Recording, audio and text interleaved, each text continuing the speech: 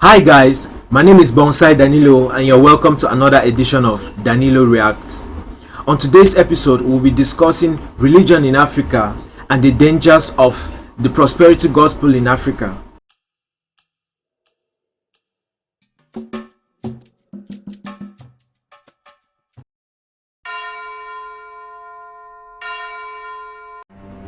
Religion, as defined according to the Oxford Dictionary, is the belief in, obedience to, and reverence for a god or similar superhuman power. Africa is no stranger to religion. Almost every African tribe or people had a belief in a deity or deities of some form prior to colonial times. This form is generally referred to as African traditional religion, for lack of a better term, because of the diverse religious practices across Africa.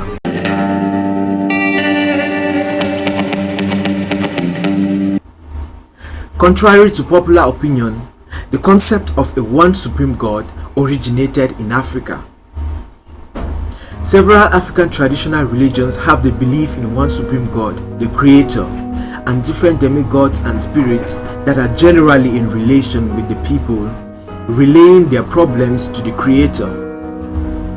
Prior to the advent of the colonialists and the Arabs, the African traditional religion was the most practiced form of worship on the continent. There was a small proportion of Africans in the West practicing Islam in the Mali Empire and the Songhai Empire under Mansa Musa.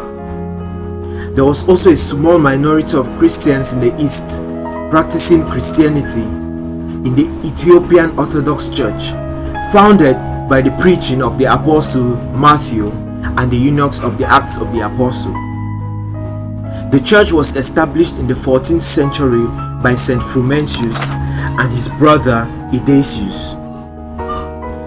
In the late 700s and early 800s, with the influence of the Arab Empire under the Caliph Umar, Islam was spread to North Africa. With the conquest of the colonialists and missionaries, Christianity was spread in West and South of Africa and Southern Africa. This explains the giant divide that can be seen in Africa today, that is the Muslim North and the Christian South. As time passes, more and more people have moved away from the practices of African traditional religion, mainly because of the preachings of the Abrahamic religions, which are Christianity and Islam, which generally look at the practices of the African traditional religion as being demonic, unholy, and sinful, which for lack of better words is stupid. Because these practices were practices of your forefathers. Seeing how influential religion can be on people's lives, making them to abandon totally their old ways, goes a long way to shine light on just how toxic religion could be. According to philosopher Bob Eckhart, religion is very good for a functioning society, and whether it recognizes it or not, society owes a huge debt of gratitude to the inspired believers, who in their attempts to please and worship God have unintentionally redrawn the boundaries of many disciplines and advanced culture in ways that benefit all good. Examples are the works of G.F. Handel, the paintings and artwork of Michelangelo and Leonardo da Vinci, the works of Mother Teresa, and the works of Muhammad Gandhi. Religion provides hope, and hope is very essential to millions of people living in impossible situations. The promise of a better life, a better future, a place out of this life where there is no suffering. We live in a world of much hardship and suffering, made more bearable to people because they believe that God is aware of their situation and ready to act and come to their rescue. As wonderful as this sounds, hope can be very good, but it can be exploited once in the wrong hands. This is when we see how dangerous religion can be once in the wrong hands. God's good name can be used to do gruesome atrocities.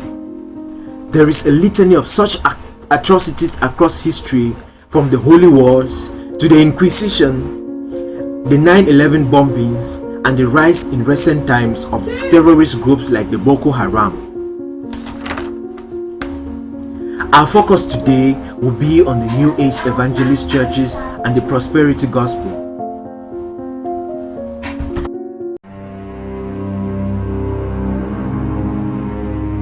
According to Wikipedia, the prosperity theology is a religious belief among some Protestant Christians that financial blessing and physical well-being are always the will of God for them, and that faith, positive speech, and donations to religious causes will increase one's material wealth. This theology mainly originated from the Americas in the late 70s and early 80s and is spreading like wildfire all over the world. It is received with open arms in Africa, where you can see pastors, prophets, bishops, apostles, evangelists, or whatever names they call themselves, living flashy lives.